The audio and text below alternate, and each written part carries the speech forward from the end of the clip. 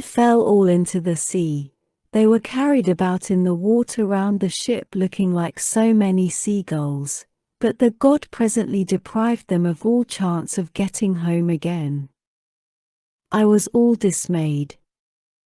Jove, however, sent the ship's mast within my reach, which saved my life, for I clung to it, and drifted before the fury of the gale. 9 days did I drift, but in the darkness of the 10th night a great wave bore me onto the Thesprotian coast. There Phidon, king of the Thesprotians, entertained me hospitably without charging me anything at all, for his son found me when I was nearly dead with cold and fatigue, whereon he raised me by the hand, took me to his father's house and gave me clothes to wear. There it was that I heard news of Ulysses, for the king told me he had entertained him, and shown him much hospitality while he was on his homeward journey. He showed me also the treasure of gold and wrought iron that Ulysses had got together.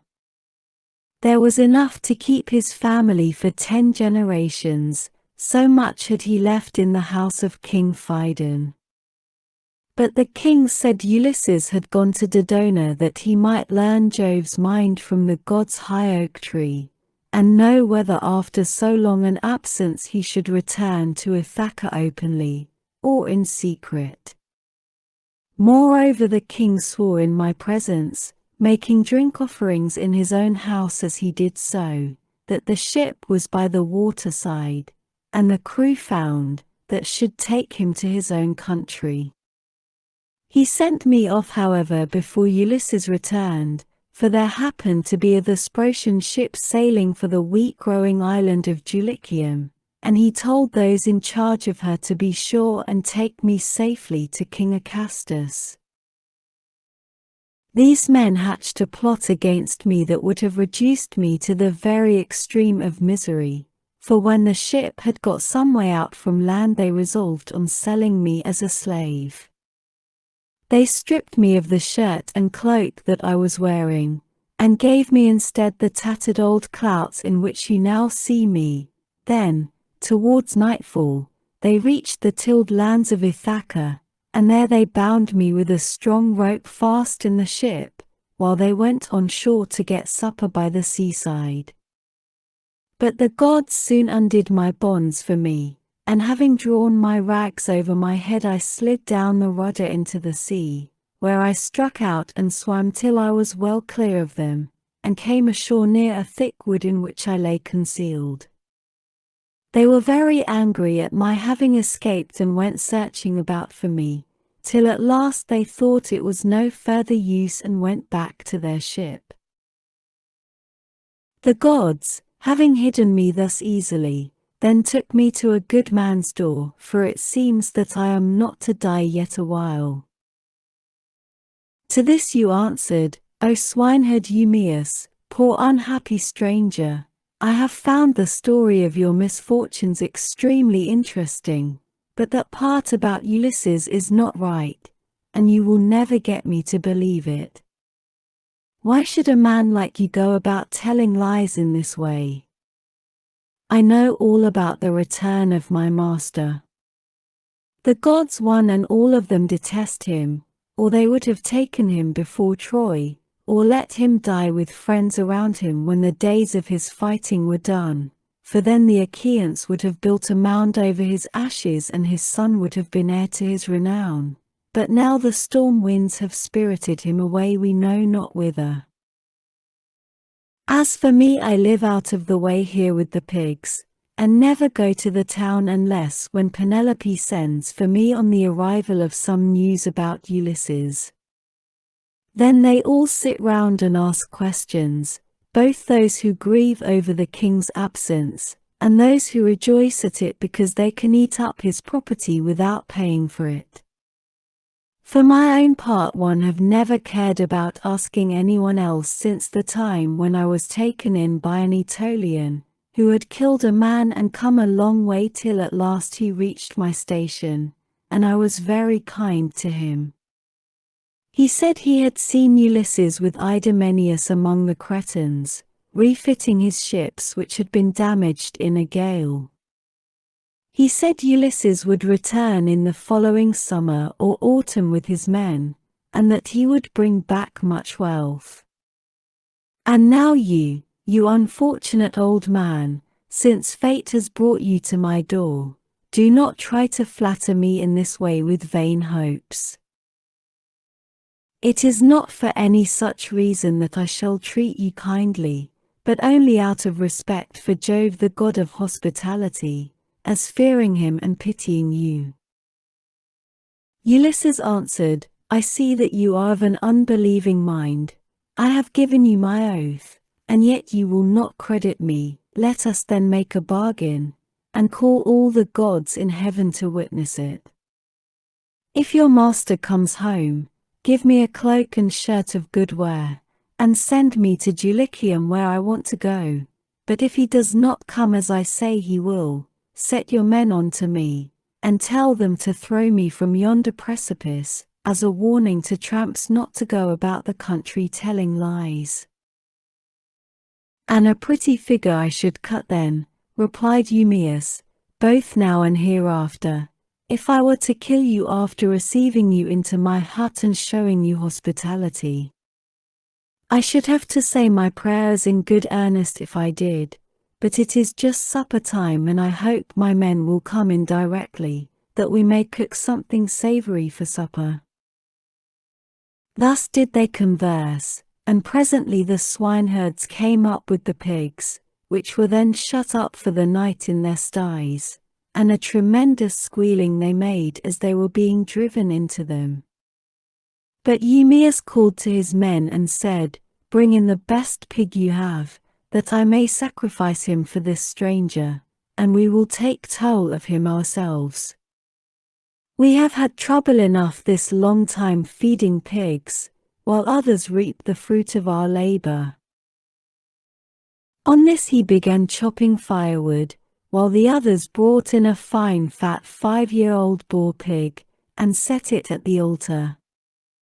Eumaeus did not forget the gods, for he was a man of good principles, so the first thing he did was to cut bristles from the pig's face and throw them into the fire, praying to all the gods as he did so that Ulysses might return home again. Then he clubbed the pig with a billet of oak which he had kept back when he was chopping the firewood, and stunned it, while the others slaughtered and singed it. Then they cut it up, and Eumaeus began by putting raw pieces from each joint onto some of the fat. These he sprinkled with barley meal, and laid upon the embers. They cut the rest of the meat up small, put the pieces upon the spits and roasted them till they were done. When they had taken them off the spits they threw them onto the dresser in a heap. The swineherd, who was a most equitable man, then stood up to give everyone his share. He made 7 portions, one of these he set apart for Mercury the son of Maia and the nymphs, praying to them as he did so. The others he dealt out to the men man by man. He gave Ulysses some slices cut lengthways down the loin as a mark of especial honor, and Ulysses was much pleased. I hope, Eumaeus, said he, that Jove will be as well disposed towards you as I am, for the respect you are showing to an outcast like myself. To this you answered, O swineherd Eumaeus, eat, my good fellow, and enjoy your supper, such as it is. God grants this, and withholds that, just as he thinks right, for he can do whatever he chooses. As he spoke he cut off the first piece and offered it as a burnt sacrifice to the immortal gods. Then he made them a drink offering, put the cup in the hands of Ulysses, and sat down to his own portion. Mesaulius brought them their bread. The swineherd had brought this man on his own account from among the Taphians during his master's absence, and had paid for him with his own money without saying anything either to his mistress or lets. They then laid their hands upon the good things that were before them, and when they had had enough to eat and drink, Mesaulius took away what was left of the bread, and they all went to bed after having made a hearty supper. Now the night came on stormy and very dark, for there was no moon. It poured without ceasing, and the wind blew strong from the west, which is a wet quarter, so Ulysses thought he would see whether Eumaeus, in the excellent care he took of him, would take off his own cloak and give it him, or make one of his men give him one. "Listen to me," said he, "Eumaeus and the rest of you. When I have said a prayer I will tell you something. It is the wine that makes me talk in this way. Wine will make even a wise man fall to singing. It will make him chuckle and dance and say many a word that he had better leave unspoken. Still, as I have begun, I will go on. Would that I was still young and strong as when we got up an ambuscade before Troy. Menelaus and Ulysses were the leaders, but I was in command also, for the other two would have it so. When we had come up to the wall of the city we crouched down beneath our armor and lay there under cover of the reeds and thick brushwood that grew about the swamp. It came on to freeze with a north wind blowing, the snow fell small and fine like hoarfrost, and our shields were coated thick with rime.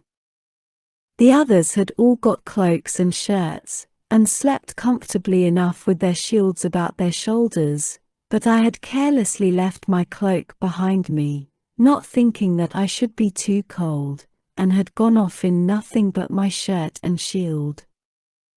When the night was 2/3 through and the stars had shifted their places, I nudged Ulysses who was close to me with my elbow, and he at once gave me his ear. "Ulysses," said I, "this cold will be the death of me, for I have no cloak. Some god fooled me into setting off with nothing on but my shirt, and I do not know what to do." Ulysses, who was as crafty as he was valiant, hit upon the following plan. "Keep still," said he in a low voice, "or the others will hear you." Then he raised his head on his elbow. "My friends," said he, "I have had a dream from heaven in my sleep. We are a long way from the ships. I wish someone would go down and tell Agamemnon to send us up more men at once." On this Thoas son of Andremon threw off his cloak and set out running to the ships, whereon I took the cloak and lay in it comfortably enough till morning. Would that I was still young and strong as I was in those days, for then some one of you swineherds would give me a cloak both out of goodwill and for the respect due to a brave soldier. But now people look down upon me because my clothes are shabby." And Eumaeus answered, "Old man, you have told us an excellent story, and have said nothing so far but what is quite satisfactory. For the present, therefore, you shall want neither clothing nor anything else that a stranger in distress may reasonably expect. But tomorrow morning you have to shake your own old rags about your body again, for we have not many spare cloaks nor shirts up here, but every man has only one. When Ulysses' son comes home again he will give you both cloak and shirt, and send you wherever you may want to go." With this he got up and made a bed for Ulysses by throwing some goatskins and sheepskins on the ground in front of the fire. Here Ulysses lay down, and Eumaeus covered him over with a great heavy cloak that he kept for a change in case of extraordinarily bad weather. Thus did Ulysses sleep, and the young men slept beside him. But the swineherd did not like sleeping away from his pigs, so he got ready to go outside, and Ulysses was glad to see that he looked after his property during his master's absence. First he slung his sword over his brawny shoulders and put on a thick cloak to keep out the wind. He also took the skin of a large and well-fed goat,